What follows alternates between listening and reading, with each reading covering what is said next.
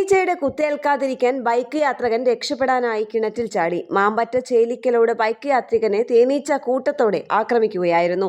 മുഖത്തും ശരീരത്തിലും തേനീച്ചയുടെ കുത്തേറ്റതോടെയാണ് ഇയാൾ ആക്രമണത്തിൽ നിന്ന് രക്ഷപ്പെടുന്നതിന് വേണ്ടി തൊട്ടടുത്ത വീട്ടിലെ കിണറ്റിൽ ചാടിയത്.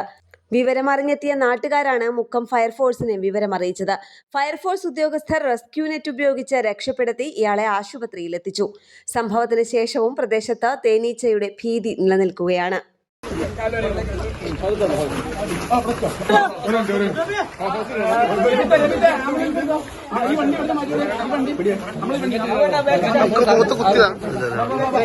ഇതിൽ പോണ്ടി വരും.